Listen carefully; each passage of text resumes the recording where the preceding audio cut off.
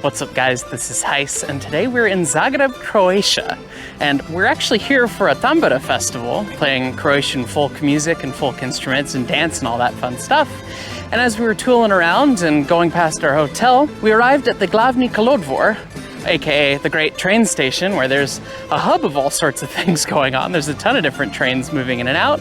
But right behind me was this little steam engine that they just have on display. And so we're here. May as well, got the cameras, may as well take a look as the future rolls past us. Look at that.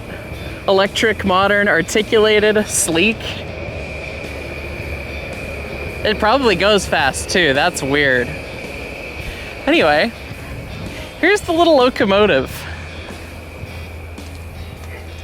It's a wacky little 060, and I have no idea, I know nothing about it, so we're gonna take a look. It's got a very goofy smoke box setup. Untypical compared to a lot of other European engines I've seen. Usually they have the clock face door, but this has got a bifolding door with several dogs still. And it's got some kind of electric generator up there for all the different lights. It's got headlights on the front and back. And then the cylinders, which hurt. Like many European locomotives, it's got an extension out the front so that the piston rod can come all the way through. But the valve is all the way in? Yeah, the valves are sideways. They're entirely sideways. And then I don't know what's going on with the branch pipe jacketing. That's weird.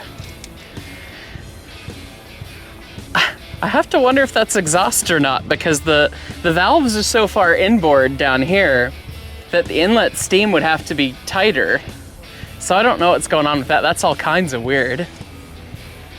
It looks like the blower is piped directly into the stack, which is huge on this thing. And then it runs back all the way up into the cab.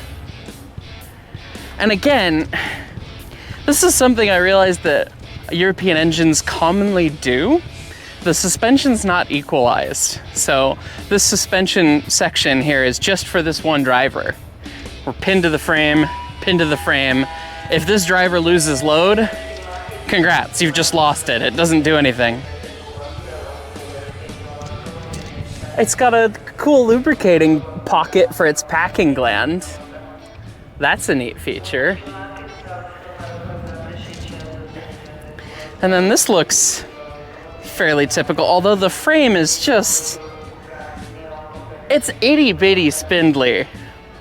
Like, that is kind of ridiculously spindly. And what the heck is going on in there? Oh no. Ew. Ew for three reasons. First ew, asbestos. Second ew, bird poop. Third ew, mechanical ew. The Stevenson, it's got Stevenson's valve gear. The eccentrics are off the main, the number 2. And then you can see where the actual links are in the motion down there. But then the connection comes back and it goes hoopting around with like a D-shaped slot around the number 1 axle. That is horrible. So how did the rockers even set up to that? This is so freaking bizarre.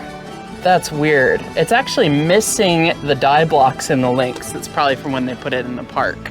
It's missing the pieces in the middle of the link that actually actuates the valve gear, but these rockers here connect down and hold everything up. They support the back end of these huge straps on the inside there. And that is just the goofiest crap I've seen. And it's got a blowdown at the front. It's got a blowdown right here at the front of the barrel. And it's plumbed to a diffuser in the middle. Okay, I don't know, well, front blowdown's very atypical. Usually it's at the firebox end of things all the way down in. That way you can get all the junk that accumulates down at the bottom. I guess it could make sense to have one at the front, and neat that it's diffused like that, but very strange. And then strange still is we've got our check valve right here. Well, I guess this is a shutoff, and then this is probably the check from the injector. And I mean check valve like one-way valve, not like Czechoslovakian valve. That's wacky. So it's outside frame, inside Stevenson. It's got another blowdown right there. How many blowdowns does this thing have? It's all blowdowns. It's got another blowdown there and another blowdown there. You can more closely see a deteriorated sad jacket and then everything there. What are these pipes? What are these? Where does that go? There's two pipes and they run all the way up to the saddle somewhere. Oh, those must be the air. Okay, yeah. Air and vacuum? I don't know. It's got two lines all the way down it. And it's got a sticker for training. One sand line, that's it. And it's not air-powered sand, it's just mechanical sand. Steam domes in front, and then it's got like a cute little auxiliary. And then the firebox is separate. Oh, and it's got weird washout plugs. It's fine. And then a cute little baby-sized injector. And then they plumbed the lines to the tender all the way to the middle, which makes sense when you're thinking about sway of things. And then it's a 3-axle tender, which again is weird. It's so strange, so atypical to what I'm used to. Actually looks relatively complete in the cab, except it doesn't have water glasses. It looks like it has tri-cox, but no funnel. The reg is there. It's got screw reverses there. It's got a lot of the controls, but it is missing some bits. Weird canted tender shutoff valves. Weird. And again, no equalization on the suspension. And then weird stepped brake rigging on the tender. It's almost got locomotive style brake rigging like the locomotive itself would normally have in America, but on the tender. And then does it not have driver brakes? It doesn't have driver brakes. So we die like men, we brake on the tender, nothing on the engine. It's fine, that's where all your weight is. Oh no, this is equalized. I misspoke, because this is lubrication for this giant pin, and those two axles are equalized. But then that one's not. What does that get you? Why did you equalize two of the tender wheel sets and none of your drivers? Weird. Buffer and chain like we're in Derail Valley. And then when we come around here, there is a little plaque. This was made in Budapest. 1891, wow, this thing's old. It's an OCO, yes. I always forget that they use different designations over in Europe. So yeah, 060, OCO here. Good for 45 kilometers an hour, making 301 kilowatts of power. Wow, it weighs 48 tons. And with the tender, presumably 73 tons. So it's somewhat sizable actually for how small it is. And how skinny and spindly it is. And look, a coal-burning firebox with a damper. Weird. Multiple dampers. And then the jankiest, longest mechanical lubricator arm. Because this is gonna sit here and just like that. And run and ratchet your mechanical lubricator, which is seized. Shocker. How fun. Wait, is this the blowdown? The blowdown lever is here. So if you want to blow down the front blowdown, you have to come out here. And then this is the middle blowdown.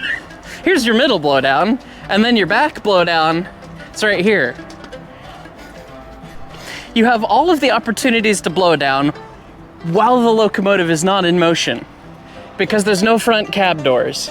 You're not. I guess you could You can hang onto the roof and come around here and blow down like this while running.